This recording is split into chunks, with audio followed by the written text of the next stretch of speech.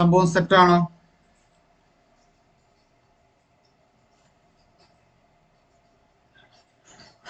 Yes, okay ആണോ? Everything okay? സംഭവം സെറ്റാണോ? Shall we start? Yes. Hi friends, എല്ലാവർക്കും എം ഫേവർ ലേണിംഗ് ആപ്പിന്റെ പുതിയൊരു ക്ലാസ്സിലേക്ക് സ്വാഗതം. അപ്പോൾ നമ്മൾ ഇന്ന് നമ്മുടെ ഭാരതീയ ന്യായ സംഹിതയുമായി ബന്ധപ്പെട്ടുകൊണ്ട് നമ്മൾ കഴിഞ്ഞ ദിവസങ്ങളിലൊക്കെ പഠിച്ചിരുന്ന നമ്മുടെ പ്രിയപ്പെട്ട ഭാരതീയ ന്യായ സംഹിതയുമായി ബന്ധപ്പെട്ടുള്ള ചില ചോദ്യങ്ങൾ അല്ലെങ്കിൽ ചില ഭാഗങ്ങൾ, ചില പ്രധാനപ്പെട്ട ഭാഗങ്ങളാണ് നമ്മൾ ഇന്ന് പഠിക്കുവാനായിട്ട് പോകുന്നത്. നമ്മുടെ ഭാരതീയ ന്യായ സംഹിതയുമായി ബന്ധപ്പെട്ടുകൊണ്ടുള്ള വളരെ ഇമ്പോർട്ടന്റ് ആയിട്ടുള്ള, വളരെ പ്രധാനമായിട്ടുള്ള ചില ഭാഗങ്ങളാണ് നമ്മൾ പഠിക്കുവാനായിട്ട് പോകുന്നത്. അപ്പൊ അത് ഏതാണ് എന്ന് ചോദിച്ചു കഴിഞ്ഞാൽ, ഏതാണ് നമ്മൾ ഇന്ന് പഠിക്കാൻ പോകുന്നത് എന്ന് ചോദിച്ചു കഴിഞ്ഞാൽ, അത് ജനറൽ എക്സെപ്ഷൻസ് എന്നൊരു ആശയമാണ്. യെസ്, അപ്പൊ നിങ്ങൾക്ക് സംശയം വരാം, എന്താണ് ഈ ജനറൽ എക്സെപ്ഷൻസ്? അപ്പൊ അതെന്താണ്? അത്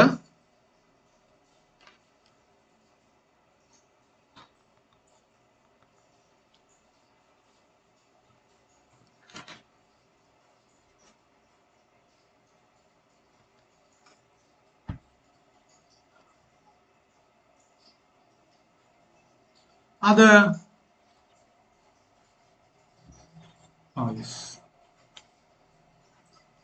സോറി. അപ്പം ഇന്ന് നമ്മൾ പഠിക്കാൻ പോകുന്ന ടോപ്പിക് എന്ന് പറയുന്നത് എന്താണ്?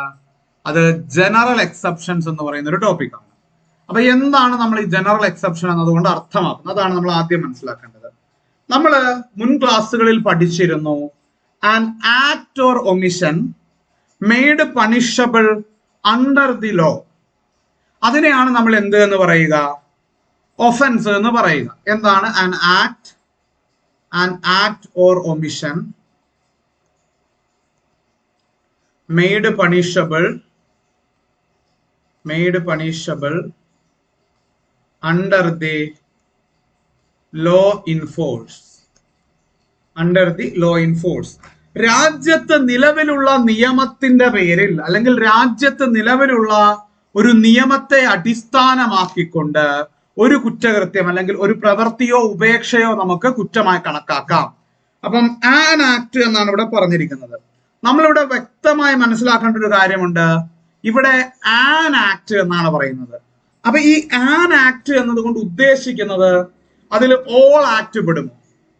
ഇപ്പം ഞാൻ ചോദിക്കട്ടെ, ഒരു ആക്ട് ഒരേ സാഹചര്യത്തിലുള്ള വ്യത്യസ്ത സാഹചര്യങ്ങളിലുള്ള രണ്ടു പേര് ചെയ്തു കഴിഞ്ഞാൽ അതിന്റെ സ്വഭാവം മാറും. ലോ എന്താണ് എടുക്കുക? ഇവരുടെ പ്രായം, അല്ലെങ്കിൽ ഇവർ ഈ തെറ്റ് ചെയ്യാനുണ്ടായ സാഹചര്യം, ഇങ്ങനെ ഒരുപാട് കാര്യങ്ങൾ എന്ത് ചെയ്യും? ലോ കണക്കിലെടുക്കും. എന്നിട്ടാണ് ശിക്ഷ വിധിക്കുക. അപ്പൊ നമുക്ക് എല്ലായ്പ്പോഴും പറയാൻ കഴിയില്ല. നമ്മൾ ഇവിടെ ഓർക്കേണ്ട മറ്റൊരു ടേം ഉണ്ട്. എന്താണ് ആ ടേം എന്ന് നോക്കൂ. What is that? ഇവിടെ നമ്മൾ നിർബന്ധമായും ഓർക്കേണ്ട വളരെ പ്രധാനപ്പെട്ട ഒരു ടേം ആണ്. That is culpability. എന്താണ് കൾപ്പബിലിറ്റി എന്ന് പറഞ്ഞു കഴിഞ്ഞാൽ? കൾപ്പബിലിറ്റി എന്ന് പറഞ്ഞു കഴിഞ്ഞാൽ പണിഷബിലിറ്റി. കൾപ്പബിലിറ്റി എന്ന് പറഞ്ഞു കഴിഞ്ഞാൽ എന്താണ്? പണിഷബിലിറ്റി. ഒരു കുറ്റകൃത്യം ചെയ്തു കഴിഞ്ഞാൽ അതിന് ശിക്ഷയ്ക്ക് നമ്മൾ എലിജിബിൾ ആണോ, അതിന്റെ ആ ശിക്ഷ നമ്മൾ ഏറ്റുവാങ്ങാൻ ബാധ്യസ്ഥരാണോ, തുടങ്ങിയ കാര്യങ്ങളെയാണ് നമ്മൾ എന്ത് എന്ന് പറയുക? കൾപ്പബിലിറ്റി എന്ന് പറയുക. അപ്പൊ നമുക്ക് ഒരു കാര്യം, നമുക്കൊരു ബ്ലാങ്കറ്റ് ആയിട്ട് പറയാൻ കഴിയുന്ന ഒരു കാര്യമുണ്ട്. All offences are not culpable offences. എല്ലാ കുറ്റകൃത്യങ്ങളും ശരിയാണ്, അത് കുറ്റകൃത്യമാണ്, എഗെയിൻസ്റ്റ് ലോ ആണ്, അതിൽ സംശയമൊന്നും വേണ്ട. അത് കുറ്റകൃത്യമാണ്, അത് എഗെയിൻസ്റ്റ് ലോ ആണ്, അതിൽ ആർക്കും ഒരു സംശയവും വേണ്ട. പക്ഷെ സംശയം വരുന്നത് എവിടെയാണ്? അതിന്റെ കൾപ്പബിലിറ്റി പരിശോധിക്കുമ്പോഴാണ്. അപ്പൊ സ്വാഭാവികമായും അടുത്ത ചോദ്യം വരും, ഈ കൾപ്പബിലിറ്റി എങ്ങനെയാണ് ഡിസൈഡ് ചെയ്യുക? ഓക്കെ, ഈ കൾപ്പബിലിറ്റി എന്നൊരു ആശയം ഉണ്ടല്ലോ. അതായത് ഒരു ഒഫൻസിൽ ഒരു വ്യക്തി പണിഷബിൾ ആണോ അല്ലയോ, ആ ഒരു കോൺസെപ്റ്റ് ആണ് നമ്മൾ ഈ ജനറൽ എക്സെപ്ഷൻ എന്ന ആശയത്തില് ഡീല് ചെയ്യുന്നത്. ആ ഒരു കോൺസെപ്റ്റ് ആണ് നമ്മൾ എന്ത് ചെയ്യുന്നത്? ഈ ജനറൽ എക്സെപ്ഷൻസ് എന്നുള്ള ഒരു ആശയത്തിൽ നമ്മൾ ഡീൽ ചെയ്യാനായിട്ട് പോകുന്നത്. അതായത് നമുക്ക് തീർച്ചയായിട്ടും പറയാൻ പറ്റും എന്താണ്? Not all offenses are culpable offenses. നമുക്ക് അസന്നിഗ്ധമായിട്ട് പറയാൻ കഴിയുന്ന, ഓക്കെ, നമുക്ക് ഒരു ബുദ്ധിമുട്ടുമില്ലാതെ ഒരു തെറ്റുമില്ലാതെ പറയാൻ കഴിയുന്ന ഒരു കാര്യമാണ് എന്ത്? Not all offences are culpable offences. എല്ലാ കുറ്റകൃത്യങ്ങളും എന്തല്ല? എല്ലാ കുറ്റകൃത്യങ്ങളും എന്തല്ല മക്കളെ? കൾപ്പബിൾ ഒഫൻസസ് അല്ല. അപ്പൊ അതെന്താണ്? അത് വളരെ ഇമ്പോർട്ടന്റ് ആയിട്ടുള്ള ഒരു ടോപ്പിക് ആണ്, അല്ലെങ്കിൽ വളരെ ഇമ്പോർട്ടന്റ് ആയിട്ടുള്ള ഒരു പോയിന്റ് ആണ്. Not all offences are culpable offences. അപ്പം അത് ഇവിടെ പറയുന്ന പോയിന്റ് ഒന്ന് നോക്കുമ്പോൾ നിങ്ങൾക്ക് മനസ്സിലാവും. There exist multiple situations wherein an individual may be released from criminal culpability as a result of the circumstances surrounding the commission of the conduct. എന്താണ്? ഒരു ഒഫൻസ് നടന്നു കഴിയുമ്പോൾ ആ ഒഫൻസ് ചെയ്യാനിടയായ സാഹചര്യവും ആ ഒഫൻസിനെ സംബന്ധിക്കുന്ന ആ ഒഫൻസ് ചെയ്യേണ്ടിയിരുന്ന നെസസിറ്റിയും തുടങ്ങിയ നൂറുകൂട്ടം കാര്യങ്ങൾ എന്ത് ചെയ്യും? കോടതി പരിഗണിക്കും. തുടങ്ങിയ നൂറുകൂട്ടം കാര്യങ്ങൾ ഇതുമായിട്ട് ബന്ധപ്പെട്ട നിങ്ങൾ കേട്ടിട്ടുണ്ടാവുമല്ലോ. ഇപ്പൊ വലിയ വലിയ സീരിയസ് അല്ലെങ്കിൽ വളരെ ഗ്രേവായ ഒഫൻസസ് ഉണ്ട്. ഈ ഗ്രേവ് ഒഫൻസസ് വരുമ്പം നിങ്ങൾ കേട്ടിട്ടുണ്ടാവും, കുറ്റക്കാരൻ എന്ന് കണ്ടെത്തി. ന്യൂസിലൊക്കെ കേട്ടിട്ടുണ്ടാവല്ലോ, കോടതി എന്ത് ചെയ്തു? കുറ്റക്കാരൻ എന്ന് കണ്ടെത്തി ശിക്ഷാവിധി നാളെ പ്രസ്താവിക്കും. അപ്പൊ ഈ ഒരു ദിവസം മജിസ്ട്രേറ്റ് എന്തായാലും കുറ്റക്കാരൻ എന്ന് കണ്ടെത്തിയില്ല, എന്നാ പിന്നെ മജിസ്ട്രേറ്റിന് അപ്പൊ തന്നെ വിധി എഴുതിയാ പോരെ? അങ്ങനെ എഴുതില്ല. സാധാരണഗതിയിൽ എന്ത് ചെയ്യും? PSR വാങ്ങും. എന്താണ് ഈ PSR എന്ന് പറഞ്ഞു കഴിഞ്ഞാൽ? Pre sentence report. Pre sentence report എന്ന് പറയും. അതായത് ഈ കുറ്റാരോപിതനായ വ്യക്തിയെ ജയിലിലേക്ക് വിടാൻ, അല്ലെങ്കിൽ ഇദ്ദേഹം ഈ കുറ്റം ചെയ്യാനുണ്ടായ സാഹചര്യം, ഇദ്ദേഹം ജയിലിൽ പോയാൽ ഉണ്ടാകാവുന്ന പ്രത്യാഘാതങ്ങള് തുടങ്ങിയ നൂറ് കാര്യങ്ങൾ എന്ത് ചെയ്യും? ഇവിടെ കൺസിഡർ ചെയ്യും. ഓക്കെ, തുടങ്ങിയ ഒട്ടനവധി കാര്യങ്ങൾ ഇവിടെ കൺസിഡർ ചെയ്തിട്ട് എന്ത് പറയും? അതനുസരിച്ചിട്ടാണ് ശിക്ഷ കൂടിയും കുറഞ്ഞും ഒക്കെ വരുന്നത്. അതുപോലെ തന്നെയാണ് ഒരു കേസ് എടുക്കുമ്പോൾ ആ കേസ്, ആ ആക്ടസ് നമുക്കറിയാം, ലോയിലെ നമ്മൾ നിയമമൊക്കെ ഇതിന്റെ കാര്യങ്ങളൊക്കെ പഠിച്ച സമയത്ത് നമ്മൾ പറഞ്ഞു, നിയമത്തിലെ ഏറ്റവും പ്രധാനപ്പെട്ട ഒരു സ്റ്റേറ്റ്മെന്റ് എന്താണ്? അതെന്താണ്? ആക്ടസ് നോൺ ഫാസിട്രിയം നിസി മെൻസിട്രിയ. ഇതല്ലേ നമ്മൾ പഠിച്ചത്? ഇതല്ലേ നമ്മൾ പഠിച്ചത്? An offense is not an offense unless it is accompanied by a guilty mind. Okay, ഒരു ഗിൽറ്റി മൈൻഡോട് കൂടി ചെയ്യാത്തത്, അല്ലെങ്കിൽ ഒരു ഗിൽറ്റി മൈൻഡ് ഇല്ലാതെ ചെയ്യുന്നതൊന്നും എന്തല്ല? ഒരു ഒഫൻസ് അല്ല. ഒരു ഗിൽറ്റി മൈൻഡ് ഇല്ലാതെ ചെയ്യുന്നതൊന്നും എന്തല്ല? ഒരു ഒഫൻസ് അല്ല. യെസ്, അപ്പൊ ആ പോയിന്റ് കിട്ടി. അപ്പം ഇവിടെ എന്താണ്? ഈ ജനറൽ എക്സെപ്ഷൻസ് വരുന്ന സമയത്ത് അവിടെ ഒരു പ്രിസംഷൻ ആണ് എന്ത്? നമ്മൾ മുന്നേ ചിന്തിക്കുകയാണ് എന്ത്? there is no mens rea. There is no mens rea. Mens rea ഇല്ല, ഗിൽറ്റി മൈൻഡ് ഇല്ല.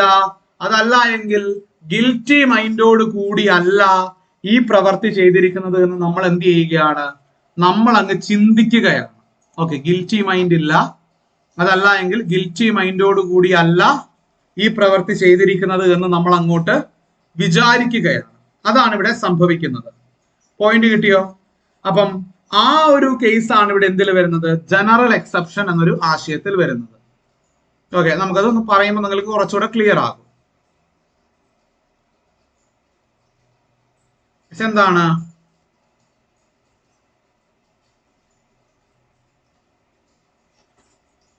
Yes, നോക്കൂ, the legal concept of general exceptions encompass these taking into consideration deeds committed in good faith.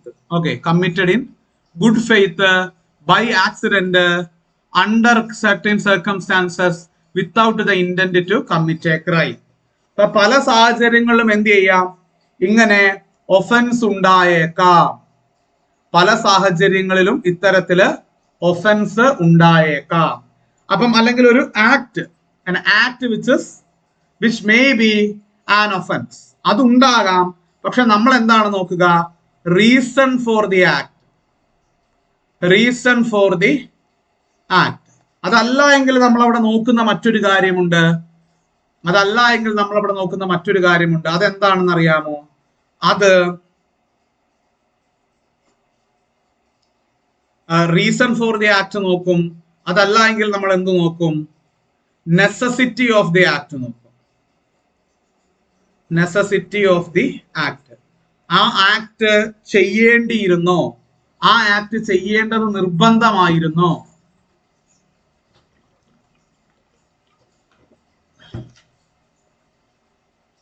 ആ act ചെയ്യേണ്ടിയിരുന്നോ?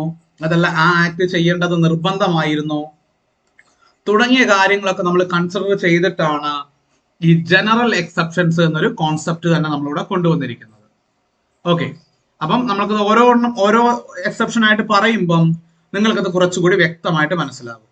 Okay, ഓരോ exception ആയിട്ട് നമ്മൾ ഈ general exceptions പറയുമ്പം നിങ്ങൾക്കത് വളരെ ക്രിസ്റ്റൽ ക്ലിയർ ആയിട്ട് മനസ്സിലാകും. യെസ്,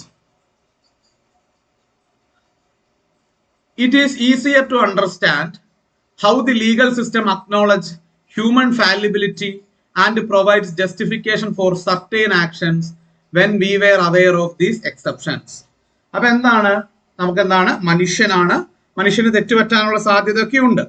അപ്പൊ അങ്ങനെയുള്ള സാധ്യതകളെ കണക്കിലെടുത്ത് ഞാൻ ഈ പറഞ്ഞ പോലെ എന്താണ്? Reason for the act,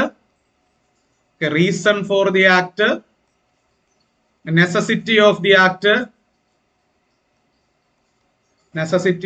act,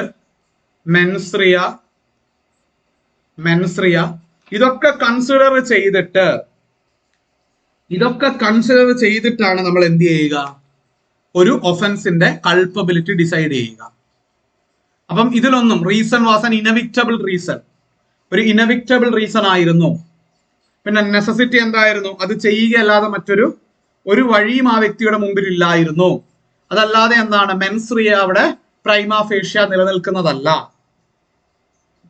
തുടങ്ങിയ കാര്യങ്ങളൊക്കെ കോർട്ട് ഓഫ് ലോയുടെ മുമ്പിൽ എസ്റ്റാബ്ലിഷ് ചെയ്യാൻ പറ്റിക്കഴിഞ്ഞാൽ, ഇത്തരം കാര്യങ്ങളൊക്കെ നമുക്ക് കോർട്ട് ഓഫ് ലോയുടെ മുമ്പാകെ എസ്റ്റാബ്ലിഷ് ചെയ്യാൻ കഴിഞ്ഞു കഴിഞ്ഞാൽ ഇറ്റ് ഈസ് ഓക്കെ ദാറ്റ് എന്താണ്?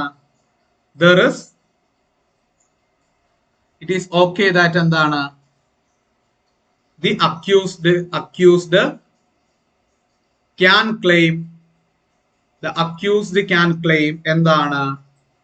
general exceptions. The accused can claim general exceptions. accused എന്ത് ചെയ്യാം? general exceptions claim ചെയ്യാം. yes, point കിട്ടിയോ? yes, സംഭവം സെറ്റ് അല്ലേ? പക്കാ സെറ്റ് അല്ലേ? സംശയമൊന്നുമില്ലല്ലോ. അപ്പൊ നമ്മുടെ BNS ഭാരതീയ ന്യായ സംഹിതയില് സെക്ഷൻ 14-33 ഓക്കെ, സെക്ഷൻ 14-33 എന്ത് ചെയ്തിരിക്കുന്നത്? നമ്മുടെ ഈ ജനറൽ എക്സെപ്ഷൻസ് എന്നുള്ള ഒരു ആശയം കൊടുത്തിരിക്കുന്നത്. നമ്മുടെ പഴയ IPC ആയിരുന്നുവെങ്കിൽ IPC-യിൽ വരിക സെക്ഷൻ 76-106 ചാപ്റ്റർ 4 ആണ് വരിക. സെക്ഷൻ 76-106. BNS ആയതുകൊണ്ട് എത്രയാ വന്നത്? BNS-ൽ വന്നത് 14-83 ആണ്, ചാപ്റ്റർ 3. അപ്പൊ ഇതാണ് BNS-ഉം IPC-യും തമ്മിലുള്ളത്. ജനറൽ എക്സെപ്ഷൻസിന്റെ കാര്യത്തിലൊന്നും ഒരു മാറ്റവും വന്നിട്ടില്ല. ഓക്കെ, ഏതൊക്കെയായിരുന്നു മുമ്പുണ്ടായിരുന്ന ജനറൽ എക്സെപ്ഷൻസ്? അതൊക്കെ തന്നെ ഇപ്പോഴും ഉണ്ട്. ഓക്കെ, മുമ്പുണ്ടായിരുന്ന ജനറൽ എക്സെപ്ഷൻസ് തന്നെ ഇപ്പോഴും ഉണ്ട്. അതിലൊന്നും ഒരു മാറ്റവും സംഭവിച്ചിട്ടില്ല. അപ്പൊ നിങ്ങൾക്ക് ഈ ജനറൽ എക്സെപ്ഷൻ എന്നുള്ള ഒരു ആശയം കിട്ടിയെന്ന് കരുതുന്നു. എന്താണ് ജനറൽ എക്സെപ്ഷൻ? അതായത് നമ്മൾ ഏറ്റവും സിമ്പിൾ ആയിട്ട് ഞാൻ പറഞ്ഞു തരികയാണ് എങ്കിൽ അവിടെ കൾപ്പബിലിറ്റി ഉണ്ട്. അവിടെ എന്തുണ്ട്? കൾപ്പബിലിറ്റി ഉണ്ട്. പക്ഷെ അവിടെ ഒഫൻസ് ഉണ്ട്. ബട്ട് അവിടെ എന്തില്ല? അവിടെ there is no culpability. അവിടെ ഒഫൻസ് ഉണ്ട്, പക്ഷെ എന്താണ്? there is no culpability. അവർക്ക് എന്തില്ല? കൾപ്പബിലിറ്റി ഇല്ല. അപ്പൊ ഇതാണ് അതിന്റെ ജനറൽ എക്സെപ്ഷൻ എന്ന് പറയുന്നത്. അപ്പം earlier code, the general exceptions were covered between section 76-95 in the Indian Penal Code 1860. അപ്പൊ നമ്മുടെ 1860 പീനൽ കോഡിൽ എന്തായിരുന്നു? 76 മുതൽ 95 വരെ ആയിരുന്നു ഇത് ഉൾപ്പെടുത്തിയിരുന്നത്. അപ്പൊ അത്രയും പോയിന്റുകൾ കിട്ടിയെന്ന് കരുതുന്നു. അപ്പൊ അത്രയും പോയിന്റുകൾ കിട്ടിയെന്ന് കരുതുന്നു. ഇനി അടുത്തത് വരുന്നത് സെക്ഷൻ 14, ആദ്യത്തെ ജനറൽ എക്സെപ്ഷൻ നമ്മൾ പറയുകയാണ്. അപ്പൊ ഇത്രയും കാര്യങ്ങളിൽ എന്തെങ്കിലും സംശയമുണ്ടോ? ഇത്രയും പറഞ്ഞ കാര്യങ്ങളിൽ പ്രത്യേകിച്ച് എന്തെങ്കിലും സംശയമുണ്ടോ? യെസ്, ഇല്ല എന്ന് കരുതുന്നു. ആദ്യത്തെ general exception section 14, nothing is an offence which is done by a person who is or by reason of mistake of fact and not by reason of mistake of law in good faith believes himself to be bound by law to do it. Yes. അപ്പൊ ഇവിടെ എന്താണ് പറയുന്നത് എന്നൊന്ന് മനസ്സിലാക്കാം. ഇവിടെ വരുന്നത് mistake of fact എന്നുള്ളൊരു concept ആണ്. ഇവിടെ വരുന്നത് സെക്ഷൻ 14 വരുന്നത് എന്താണ്? അത് മിസ്റ്റേക്ക് ഓഫ് ഫാക്ട് എന്ന് പറയുന്ന ഒരു കോൺസെപ്റ്റ് ആണ്. അപ്പൊ എന്താണ് ഈ മിസ്റ്റേക്ക് ഓഫ് ഫാക്ട്?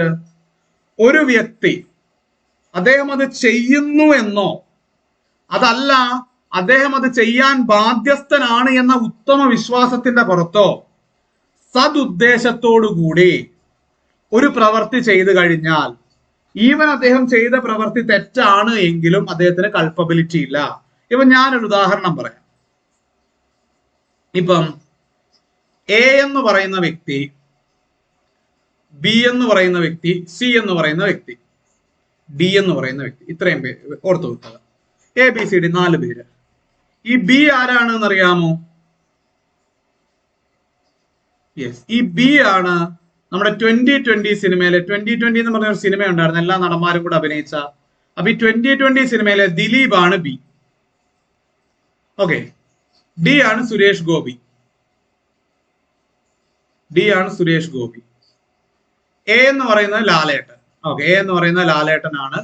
ഡി എന്ന് പറയുന്ന വേറെ ആരോ ഒരാളാണ്. അപ്പൊ നമ്മൾ അതിന്റെ കഥ ചെറുതായിട്ട്, നമ്മുടെ പഠന സൗകര്യാർത്ഥം നമ്മൾ ആ കഥ ചെറുതായിട്ടൊന്ന് മാറ്റുകയാണ്.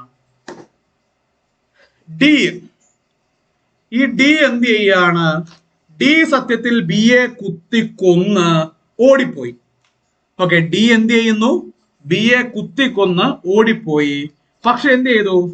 അവിടെ എ എന്ന് പറയുന്ന നമ്മുടെ ലാലേട്ടൻ ഓടിച്ചെന്ന് നോക്കുമ്പം ബി എന്ത് ചെയ്യാണ്? ജീവന് വേണ്ടി പെടയുകയാണ്.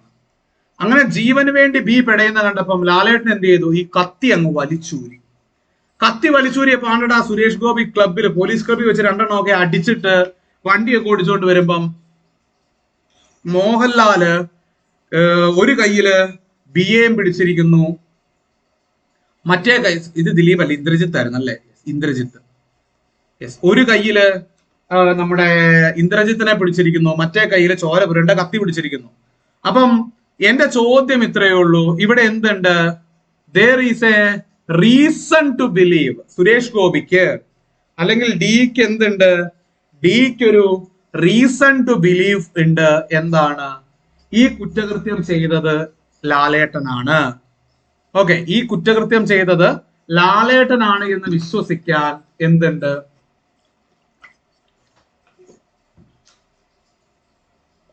ഒരു റീസൺ ഉണ്ട്. അപ്പം ആ റീസണോട് അപ്ഹോൾഡ് ചെയ്തുകൊണ്ട് അല്ലെങ്കിൽ ആ റീസണെ വാലിഡേറ്റ് ചെയ്യുകയും ഒരേ സമയം ചെയ്യുന്നത് എന്താണ്? ആ റീസണെ വാലിഡേറ്റ് ചെയ്യുന്നു. പിന്നെ രണ്ടാമത്തെ കാര്യം എന്താണ്? He's acting in good faith. സതുദ്ദേശത്തോടു കൂടി. എന്താണ്? ഒരു കൊലപാതകയെ പിടിക്കുക എന്ന സത് ഉദ്ദേശത്തോടു കൂടിയാണ് എന്ത് ചെയ്യുന്നത്? സതുദ്ദേശത്തോടു കൂടിയാണ് ഈ ലാലേട്ടനെ പിടിച്ചത്. അപ്പൊ ചോദ്യം ഇതാണ്, ഈ പ്രവൃത്തി ചെയ്തതില് സുരേഷ് ഗോപി തെറ്റായിട്ട് എന്തെങ്കിലും പ്രവൃത്തി ചെയ്തിട്ടുണ്ടോ? സുരേഷ് ഗോപി തെറ്റായി എന്തെങ്കിലും പ്രവൃത്തി ചെയ്തിട്ടുണ്ടോ? ഉത്തരം ഇല്ല. ബിക്കോസ് എന്താണ്? That was an act done in good faith. Act done in good faith but with mistaken facts. എന്താണ്? Act done in good faith ആണ്, അത് ശരിയാണ്. പക്ഷെ എന്താണ്? അവിടെ മിസ്റ്റേക്കൺ ഫാക്ടുകൾ ഉണ്ട്. ഓക്കെ, അവിടെ എന്തുണ്ട്? മിസ്റ്റേക്കൺ ഫാക്ടുകൾ ഉണ്ട്, തെറ്റ് സംഭവിച്ച സ്ഥലങ്ങളുണ്ട്. അപ്പൊ അതുകൊണ്ട് എന്ത് ചെയ്യാൻ കഴിയില്ല? മിസ്റ്റേക്കൺ ഫാക്ട് ഉള്ളത് കൊണ്ട് തന്നെ. പക്ഷെ എന്താണ്, സതുദ്ദേശപരമായിട്ടാണ് ചെയ്തത്. എന്തില്ല, മെൻസുറേ ഇല്ല, ക്രിമിനൽ ഇന്റൻഷൻ ഇല്ല, ഡെവിളിഷ് മൈൻഡ് ഇല്ല. കോടതി മെൻസുറേക്ക് ഉപയോഗിക്കുന്ന മറ്റു വാക്കുകളാണ്. ഒന്ന് ക്രിമിനൽ ഇന്റൻഷൻ,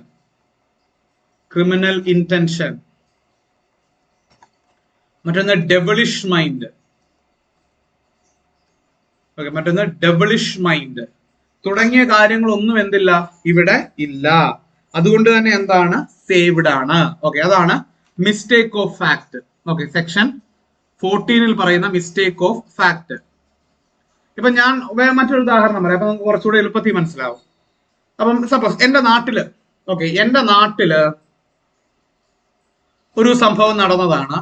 ഈ നാടോടികളായിട്ട് വരുന്ന ആൾക്കാർ അവരെന്ത് ചെയ്യുന്നു വെച്ച് കഴിഞ്ഞാൽ, നമ്മുടെ വീടിന്റെ ഉമ്മറത്തിട്ടിരിക്കുന്ന ചെരുപ്പുകള്, അതുപോലെയുള്ള വിലപിടിപ്പുള്ള സാധനങ്ങളാണ്, ഇരുമ്പ് സാധനങ്ങള്, ഇതൊക്കെ മോഷ്ടിച്ചുകൊണ്ട് നമ്മൾ അകത്തേക്ക് പോയി അവർക്ക് വല്ല അരിയോ വെള്ളമോ ഒക്കെ എടുക്കാൻ പോകുന്ന സമയത്ത് എന്ത് ചെയ്യും, അവർ ഈ സാധനങ്ങളൊക്കെ പെറുക്കി അവരുടെ ബാഗിൽ ഇട്ടിട്ട് കൊണ്ടുപോകും.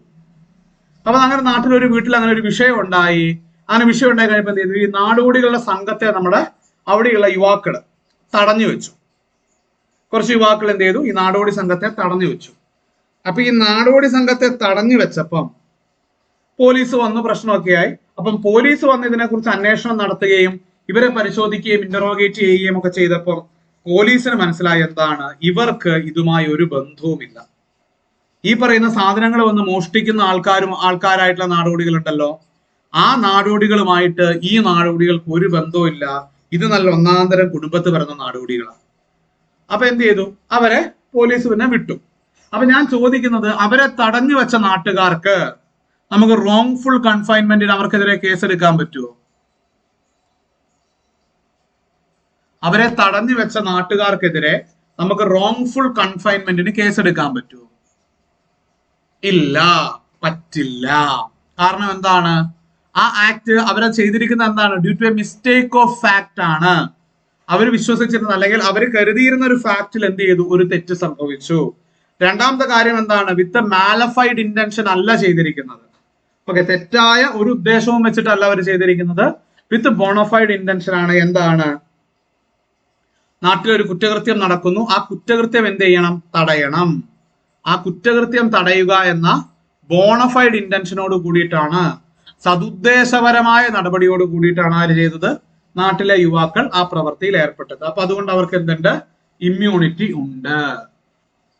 യെസ്, പോയിന്റ് കിട്ടിയോ? ഇനി അടുത്തത്, yes, nothing is an offence which is done by a judge when acting judicially in the exercise of any power which is in good faith and he believes to him by law, believes to be given to him by law. അതായത് എന്താണ്, നമുക്കൊരു ഉദാഹരണം എടുക്കാം. ഒരു ഉദാഹരണം എടുക്കുമ്പോൾ നിങ്ങൾക്ക് കുറച്ചുകൂടെ മനസ്സിലാവും. That famous case is Dhananjay Chatterjee versus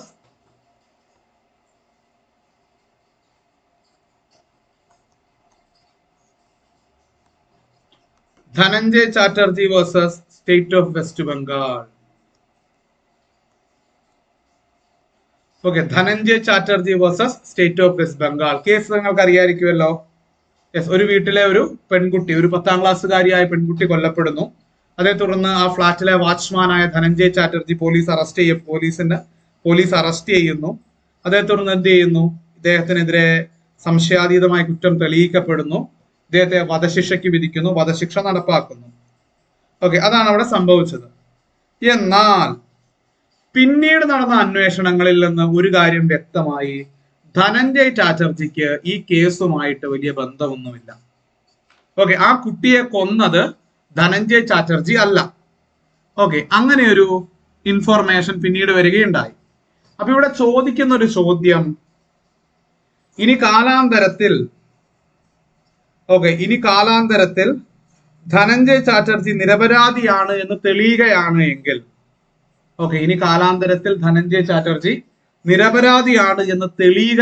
എങ്കിൽ, ധനഞ്ജയ് ചാറ്റർജിക്കെതിരെ വധശിക്ഷ വിധിച്ച ആ ജഡ്ജിക്കെതിരെ നമുക്ക് കേസെടുക്കാൻ പറ്റുമോ?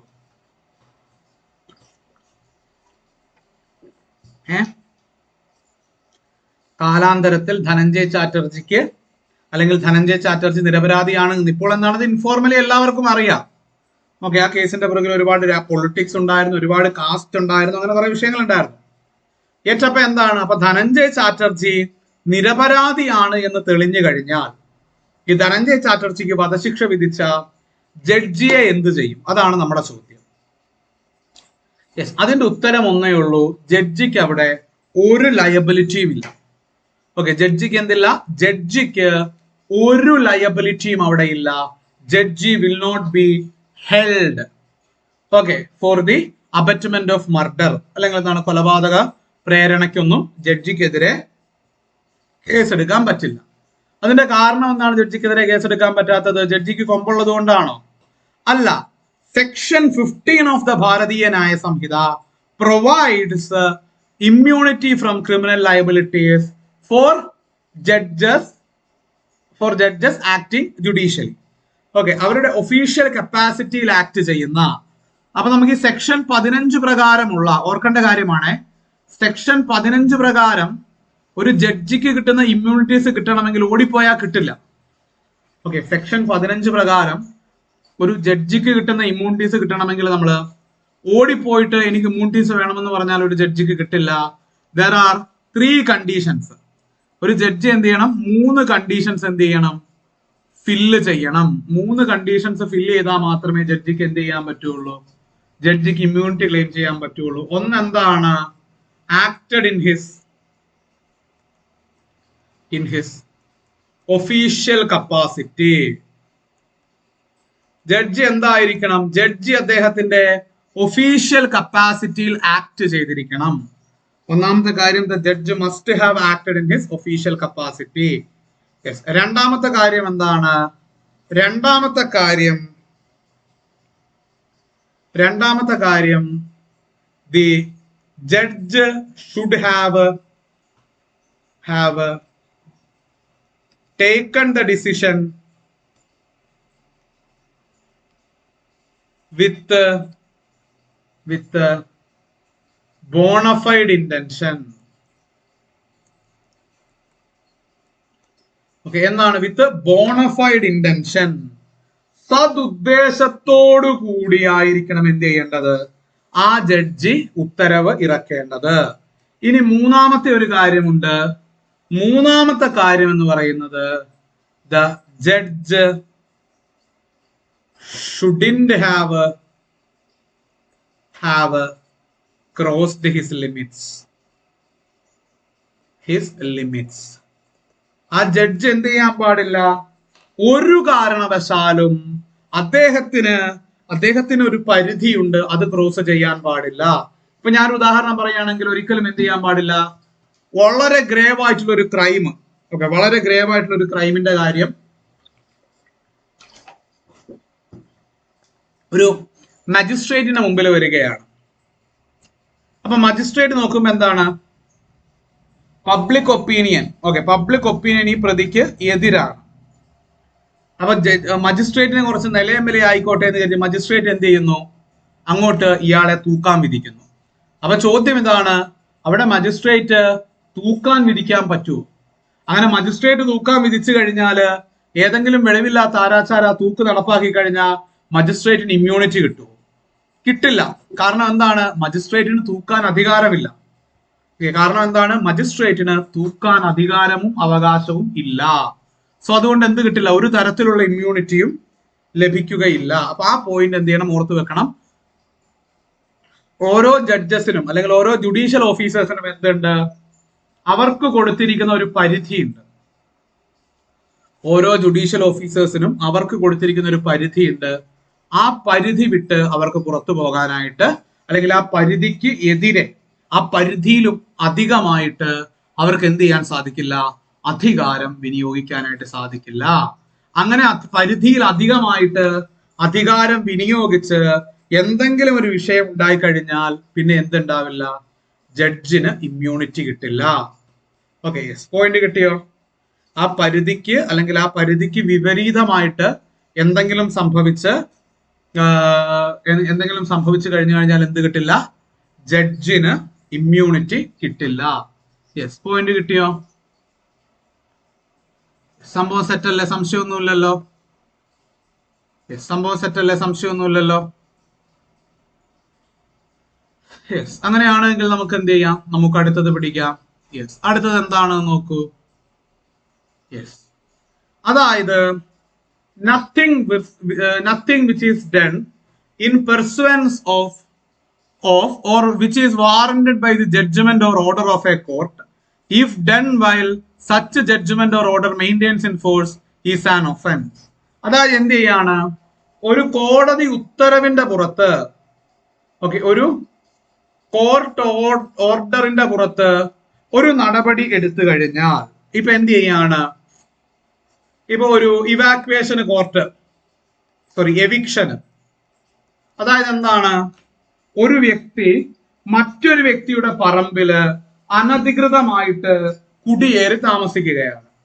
ഓക്കെ, ഞാൻ പറയുന്നത് മനസ്സിലാവുന്നുണ്ടോ? ഒരു വ്യക്തി മറ്റൊരു വ്യക്തിയുടെ പറമ്പില് അനധികൃതമായി കുടിയേറി താമസിക്കുകയാണ്. അപ്പൊ ഇങ്ങനെ അനധികൃതമായി കുടിയേറി താമസിക്കുന്ന ഒരു വ്യക്തിയെ പുറത്താക്കണം. നമ്മൾ എന്ത് ചെയ്തു? കോടതിയിൽ പോയി ഇൻജങ്ഷൻ വാങ്ങി, അത് സ്യൂട്ട് ഫയൽ ചെയ്തു, കുറച്ചു കാലമൊക്കെ എടുത്ത്, അങ്ങനെ ലാസ്റ്റ് എന്തായി? ഇയാളെ പുറത്താക്കാമെന്ന് കോടതി ഉത്തരവിട്ടു. ഇയാളെ പുറത്താക്കാനായിട്ട് കോടതി ഉത്തരവിട്ടു. കോടതി എന്ത് ചെയ്തു? അമീനെയും പോലീസിനെയും ഒക്കെ വിട്ടു തന്നു. അങ്ങനെ കോടതി അമീനെയും പോലീസിനെയും ഒക്കെ വിട്ടു തന്നപ്പോൾ നമ്മൾ അങ്ങോട്ട് ചെന്നു. അങ്ങോട്ട് ചെന്ന് എന്ത് ചെയ്തു? നമ്മുടെ പറമ്പിൽ അനധികൃതമായി താമസിച്ചവന്റെ ചട്ടിയും കലവും എടുത്ത് പുറത്തോട്ട് എറിഞ്ഞ് അവന്റെ വീടും JCBക്ക് പൊളിച്ചു കളഞ്ഞ് നമ്മൾ എന്ത് ചെയ്തു? നമ്മുടെ സ്ഥലം അങ്ങോട്ട് എവിക്റ്റ് ചെയ്തു. അപ്പൊ എന്റെ ചോദ്യം ഇതാണ്, നമുക്കെതിരെ criminal trespass, okay, criminal trespass അല്ലെങ്കിൽ ഹൗസ് ലെർക്കിംഗ്, ഇത് വരാൻ സാധ്യതയുണ്ടോ? നമ്മളല്ല ചെയ്തത്, പോലീസുകാരാണോ ചെയ്തത്. അപ്പൊ സാധ്യതയുണ്ടോ എന്ന് ചോദിച്ചു കഴിഞ്ഞാൽ അതിന്റെ ഉത്തരം സാധ്യതയില്ല. സാധ്യതയില്ല എന്നല്ല, ഇല്ല, വരില്ല. അതിന്റെ കാരണം എന്താണ്? കാരണം that has been done for the pursuance of a court order. ഒരു കോടതി വിധി നടപ്പാക്കുവാൻ വേണ്ടിയിട്ടാണ് എന്ത് ചെയ്തിരിക്കുന്നത്? ആ പ്രവൃത്തി ചെയ്തിരിക്കുന്നത്. അതുകൊണ്ട് തന്നെ എന്തുണ്ടാവില്ല? ഈ പറയുന്ന രീതിയിലുള്ള ഒരു പ്രൊട്ടക്ഷൻ കിട്ടും. ഈ പറയുന്ന രീതിയിലുള്ള പ്രൊട്ടക്ഷൻ ലഭ്യമാണ്. യെസ്, പോയിന്റ് കിട്ടിയോ?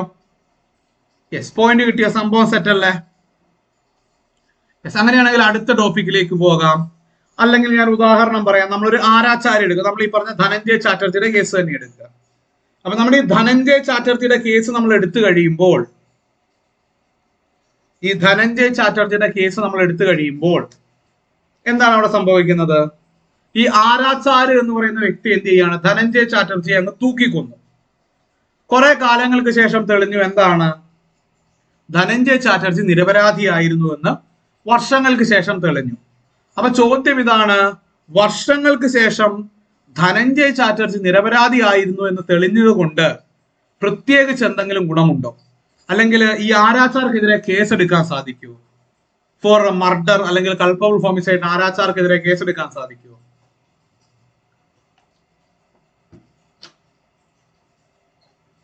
യെസ്, നിങ്ങൾക്ക് എന്ത് തോന്നുന്നു? സാധിക്കുമോ? സാധിക്കില്ലേ?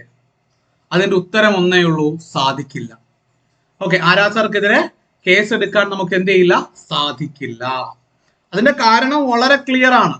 കാരണം എന്താണ്? ആരാച്ചാർ തന്റെ ഇഷ്ടത്തിന് ചെയ്തതല്ല, സ്വയേച്ഛയാൽ ചെയ്തതല്ല, മറിച്ച് എന്താണ് ചെയ്തത്? അല്ലെങ്കിൽ എന്തിനാണ് ചെയ്തത്? For the purpose of execution of A court order. ഒരു കോടതി വിധി, verdict of A court execute ചെയ്യാൻ വേണ്ടിയിട്ടാണ് ആരത് ചെയ്തത്? ആ ഹാങ്മാൻ അത് ചെയ്തത്. ഓക്കെ,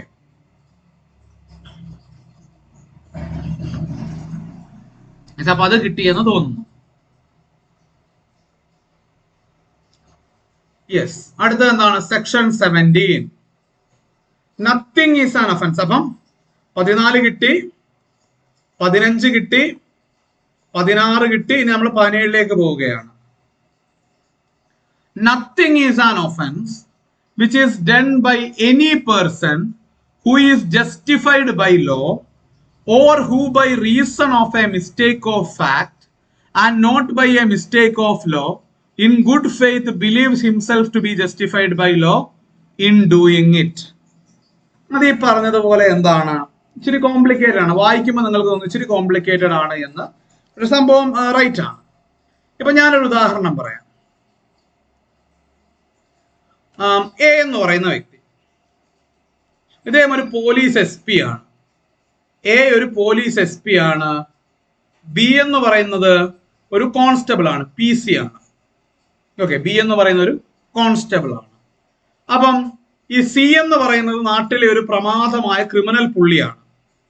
സി എന്ന് പറയുന്നത് നാട്ടിലെ അതിപ്രമാണിയായ ഒരു ക്രിമിനൽ നേതാവാണ്. ഡി എന്ന് പറയുന്നത് ആരാണ്? സിയെ പോലെ തന്നെ, കണ്ട സിയെ പോലെ തന്നെ ഇരിക്കുന്ന മറ്റൊരാളാണ്. അപ്പം when A and C was going, sorry, A and B was out for a petrol, അവരൊരു പെട്രോളിങ്ങിന് പുറത്തിറങ്ങുന്ന സമയത്ത് both A and B used to see അല്ലെങ്കിൽ സോ ഡി ആരെ കണ്ടു? ഡിയെ കണ്ടു. And they mistook him as C. എയും ബിയും കൂടെ ഒരു പെട്രോളിങ്ങിന് പോകുന്ന സമയത്ത് എന്ത് ചെയ്തു? അവർ ഡിയെ കണ്ടു. ആൻഡ് ഡി ആയിരിക്കും, അല്ലെങ്കിൽ ഡിയുടെ സ്ഥാനത്ത് അവര് സി ആണ് എന്നാണ് ഡിയെ തെറ്റിദ്ധരിച്ചത്. ആൻഡ് എ എന്ന് പറയുന്ന വ്യക്തി SP എന്ത് ചെയ്തു? PC യോട് പറഞ്ഞു തോക്കെടുത്ത് അവനെ വെടിവെച്ചോ എന്ന് പറഞ്ഞു. ആൻഡ് ദിസ് PC, പാവം PC ബി എന്ത് ചെയ്തു? തോക്കെടുത്ത് സി ആണെന്ന് കരുതി ഡിയെ വെടിവെച്ചു. തോക്കെടുത്ത് സി ആണെന്ന് കരുതി ഡിയെ വെടിവെച്ചു. അങ്ങനെ സി ആണെന്ന് കരുതി ഡിയെ വെടിവെച്ചതോട് കൂടിയിട്ട് ഡി മരിച്ചുപോയി. അപ്പൊ ഇവിടെ ചോദ്യം വരുന്നത്, does B have any criminal liability? ബിക്ക് എന്തെങ്കിലും ക്രിമിനൽ ലയബിലിറ്റി ഉണ്ടോ? ബിക്ക് എന്തെങ്കിലും ക്രിമിനൽ ലയബിലിറ്റി ഉണ്ടോ? Answer no. ഓക്കെ, ആൻസർ എന്താണ്? നോ. ബിക്ക് ഒരു ക്രിമിനൽ ലയബിലിറ്റിയും ഇല്ല. ഓക്കെ, ബിക്ക് എന്തില്ല? ഒരു ക്രിമിനൽ ലയബിലിറ്റിയും ഇല്ല. അപ്പൊ സ്വാഭാവികമായിട്ട് ചോദ്യം വരും, അതെന്താ ചോദ്യം? അത് എന്തുകൊണ്ടാണ് അങ്ങനെ ബിക്ക് ക്രിമിനൽ ലയബിലിറ്റി ഇല്ലാത്തത്? കാരണം എന്താണ്? ബി അത് ചെയ്തത് എന്താണ്? അപ്പോൺ സുപ്പീരിയർ ഓർഡർ ആണ്. Upon the order of his superior ആണ്. അദ്ദേഹത്തിന്റെ മുതിർന്ന ഉദ്യോഗസ്ഥന്റെ ഓർഡർ സ്വീകരിച്ചിട്ടാണ് ആര് ചെയ്തത്? ബി ആ പ്രവൃത്തി ചെയ്തത്. ആൻഡ് സുപ്പീരിയർ ആയിരുന്ന എക്ക് എന്താ പറ്റിയത്? He had A mistake of fact. Okay, അതാണ് സെക്ഷൻ 17 പറയുന്നത്. പോയിന്റ് കിട്ടിയോ? അതാണ് സെക്ഷൻ 17 പറയുന്നത്. യെസ്, അടുത്ത ടോപ്പിക് വരുന്ന സെക്ഷൻ 18. അടുത്ത 18 പറയുന്നത് എന്താണ്? That is accident. General exception on the ground of accident. Okay, അപ്പൊ ഇവിടെ എന്താണ് പറയുന്നത് നോക്കൂ. എവറി ആക്സിഡന്റ്, എല്ലാ ആക്സിഡന്റുകൾക്കും നമുക്ക് എന്ത് ക്ലെയിം ചെയ്യാൻ പറ്റില്ല? എല്ലാ ആക്സിഡന്റുകൾക്കും നമുക്ക് ജനറൽ എക്സെപ്ഷൻ അല്ലെങ്കിൽ ലയബിലിറ്റി, ക്രിമിനൽ ലയബിലിറ്റി എന്നുള്ള ഇമ്മ്യൂണിറ്റി ക്ലെയിം ചെയ്യാൻ പറ്റില്ല. അതിന് ചില പർട്ടിക്കുലർ ഗ്രൗണ്ട്സ് ഉണ്ട്. എന്തൊക്കെയാണ് ആ ഗ്രൗണ്ട്സ് എന്ന് ഞാൻ പറയാം. ഒന്നാമത്തെ കാര്യം എന്തായിരിക്കണം? അതൊരു ലോഫുൾ ആക്ട് ആയിരിക്കണം. ചെയ്യേണ്ടത് എന്തായിരിക്കണം? ഒരു ലോഫുൾ ആക്ട് ആയിരിക്കണം ചെയ്യേണ്ടത്. യെസ്, ഇപ്പൊ എന്താണ്? ഒരു ഉദാഹരണം പറയാണ്. എന്താണ്? നീ ഒരു ഇല്ലീഗൽ ആക്ട് ചെയ്യുന്നതിന്റെ ഇടയിൽ ഒരു ആക്സിഡന്റ് സംഭവിക്കുകയാണ്. ഇപ്പൊ വാറ്റുചാരായം ഉണ്ടാക്കുന്നതിന്റെ ഇടയിൽ എന്ത് സംഭവിക്കുകയാണ്? ഒരു ആക്സിഡന്റ് സംഭവിച്ചു. അപ്പൊ ഈ വാറ്റുചാരായത്തിലേക്ക് എന്താണ് സംഭവത്തിലുള്ള എന്താണ്? വാറ്റുചാരായത്തിലേക്ക് എന്തോ സാധനം മിക്സ് ചെയ്യുന്നതിന്റെ ഇടയിൽ എന്ത് ചെയ്യാണ്? അത് പൊട്ടിത്തെറിച്ചൊരു 3-4 പേര് മരിക്കുന്നു. അപ്പൊ നിങ്ങൾക്ക് പറയാൻ പറ്റുമോ സാർ അതൊരു ആക്സിഡന്റ് ആണ്, അതുകൊണ്ട് എനിക്ക് ക്രിമിനൽ ലയബിലിറ്റി ഇല്ല എന്ന് പറയാൻ പറ്റുമോ? യെസ്, പറ്റില്ല. കാരണം എന്താണ്? അതൊരു ലോഫുൾ ആക്ട് അല്ല. ലോഫുൾ ആക്ടിന് മാത്രമേ എന്ത് ചെയ്യാൻ പറ്റുള്ളൂ? ക്രിമിനൽ ലയബിലിറ്റി എന്നുള്ള ഇമ്മ്യൂണിറ്റി ക്ലെയിം ചെയ്യാൻ പറ്റുള്ളൂ. രണ്ടാമത്തെ കാര്യം എന്താണ്? പ്രോപ്പർ കെയർ ആൻഡ് കോഷൻ എടുത്തിരിക്കണം, അത് നിർബന്ധമാണ്. Okay, proper care and caution എടുത്തിരിക്കണം, അത് നിർബന്ധമാണ്. അപ്പം ഇത് രണ്ടും പ്രധാനപ്പെട്ട കാര്യങ്ങളാണ്. ഒരു ആക്സിഡന്റ് സംഭവിക്കുമ്പോൾ എന്തായിരിക്കണം? പിന്നെ അവിടെ ഒരു സ്വാഭാവികമായിട്ടും എന്തുണ്ടാകാൻ പാടില്ല? മെൻസ്രിയ ഉണ്ടാകാനായിട്ട് പാടില്ല. ഓക്കെ, അവിടെ സ്വാഭാവികമായിട്ടും ആരുണ്ടാകാൻ പാടില്ല? മെൻസ്രിയ ഉണ്ടാകുവാനായിട്ട് പാടില്ല. ഇപ്പൊ നമ്മൾ മറ്റേ അഡ്വക്കേറ്റ് മുകുന്ദനുണ്ണി എന്ന് പറയുന്ന സിനിമ കണ്ടല്ലോ. അപ്പൊ അഡ്വക്കേറ്റ് മുകുന്ദനുണ്ണി സിനിമയിൽ ഈ മുകുന്ദനുണ്ണി റോബിനെ കൊല്ലുന്ന ഒരു രീതിയുണ്ട്. എങ്ങനെയാണ്? നേരെ കൊണ്ടുപോയി കാറ് കൊണ്ടുപോയിട്ട് വെട്ടിച്ച് അവനെ മാത്രം ഇടിപ്പിച്ച് കൊല്ലുന്നത്. അപ്പൊ ഇതിന്റെ രസം എന്താണെന്ന് വെച്ച് കഴിഞ്ഞാല് അവിടെ അതൊരു ആക്സിഡന്റ് ആണ് എന്ന് ഫാബ്രിക്കേറ്റ് ചെയ്യാൻ അദ്ദേഹത്തിന് സാധിച്ചു. പക്ഷെ അവിടെ മെൻസ്രിയ ഉണ്ടോ?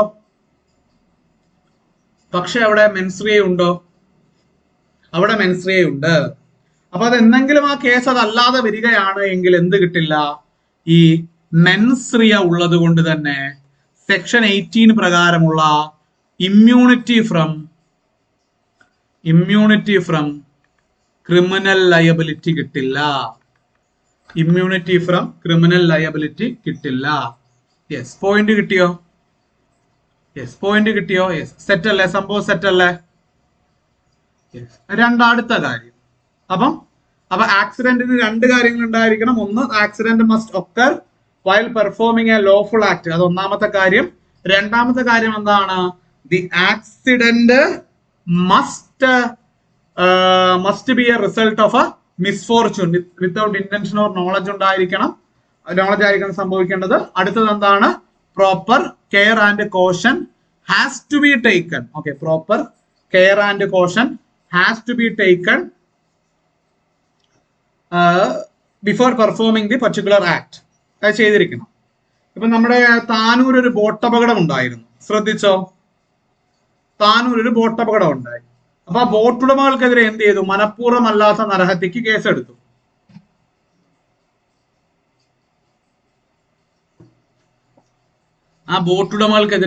മനഃപൂർവ്വമല്ലാത്ത നരഹത്യക്ക് കേസെടുത്തു.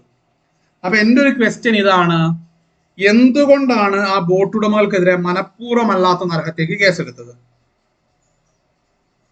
സത്യത്തിൽ എന്താണ്, ഇവർക്ക് ഇന്റൻഷൻ ഒന്നും ഇല്ലായിരുന്നല്ലോ. ബോട്ട് ഉടമകൾക്ക് ഒരു തരത്തിലുള്ള ഇന്റൻഷനും ഇല്ലായിരുന്നു ഇവരെ കൊല്ലുക എന്നുള്ളത്. പക്ഷെ എന്ത് ചെയ്തു? ബോട്ട് മറിഞ്ഞു, ഇവർ മരിച്ചുപോയി. അത് എന്തുകൊണ്ടാണെന്ന് വെച്ച് കഴിഞ്ഞാൽ, സാധാരണ എന്താണ്, സാധനങ്ങൾ കൊണ്ടുപോകുന്ന ബോട്ടാണ് ഇവര് പണിത് അതൊരു യാത്രാ ബോട്ടാക്കിയത്.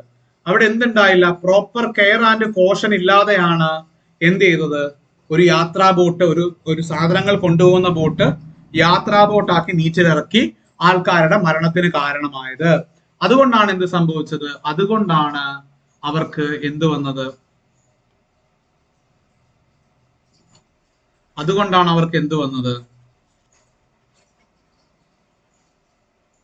അതുകൊണ്ടാണ് അവർക്ക്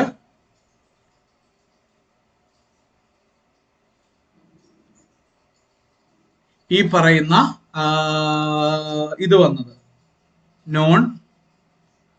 എന്താണ്? ഡെത്ത് കോസ്റ്റ്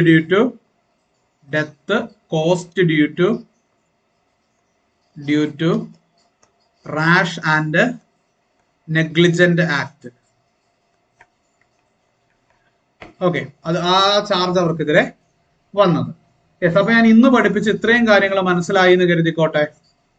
യെസ്, നമുക്ക് സെക്ഷൻ 19 മുതൽ ബാക്കി നെക്സ്റ്റ് ക്ലാസ്സിൽ പഠിക്കാം. അപ്പൊ ഇന്ന് ഞാൻ പഠിപ്പിച്ച ഇത്രയും കാര്യങ്ങൾ മനസ്സിലായി.